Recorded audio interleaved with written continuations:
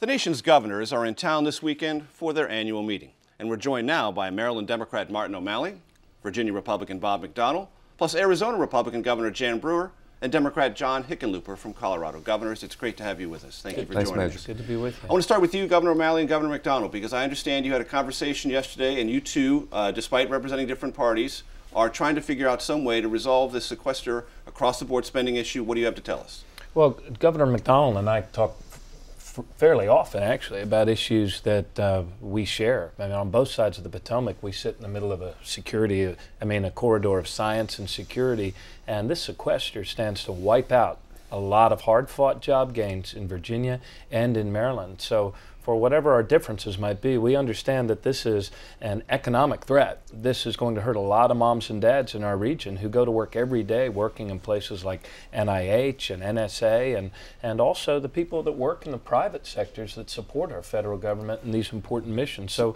both of us hope that Congress will come together and find a way to avoid this sequester. What's your message to Republicans in the Senate and the House, Governor McDonnell?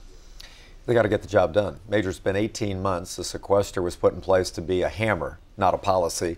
And now here we are just a week away from getting it done. I think our major concern that Governor O'Malley and I have, because we're such defense states, 19 installations, 25,000 defense contractors in Virginia, is you have to cut, because we're in bad shape, 17 trillion almost in debt now.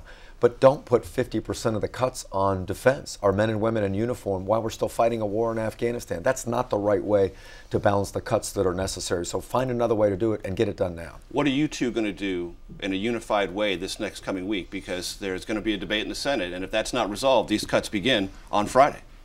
Well, we're both going to be pushing our congressional delegations. Will you be trying to reach out to the president? Well, sure. I mean, we're going to meet with the president tonight. We're going to be meeting with him tomorrow, and no doubt this threat to our jobs recovery will come up. I mean, all of us have to balance budgets every year, Major. And in Maryland and Virginia, we've made the tough cuts. We've made the tough choices. And I congratulate Governor McDonnell. He just came through a tough legislative session where they applied a balanced approach. And that's what Congress needs to do, a balanced approach that allows us to create jobs and expand opportunity. I'll get to the other two governors in just one second, but Governor McDonnell, while you're here, that package that you just put through the legislature has tax increases. Is anything you're saying to Republicans in Congress who are adamantly opposed at this stage after having raised taxes in the fiscal cliff deal to lighten up on that? Put taxes on the table or loopholes or something to get this resolved? Well, I would say before we approach this transportation bill this session, we had major spending cuts. We've had other tax decreases. We've done a lot of things to get us to be a very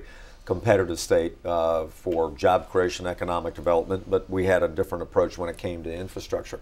What I would say, and Governor O'Malley and I agree, and we're working together to make sure that we don't have the defense industry hurt this badly, and 200,000 jobs to my state over 10 years. And I would say you can't solve the budget crisis if you don't take on Medicaid and Medicare and get serious about things like Simpson Bowles and actually cutting spending. And so I would say that's where they got to go first. And we've had 18 months, and the president's got to lead. Congress has got to work with them and get it done. So no tax increases? Well, that's the solution is up to Congress. I'm just saying don't put all the burden on the states and the military. You guys figure out how to get it done.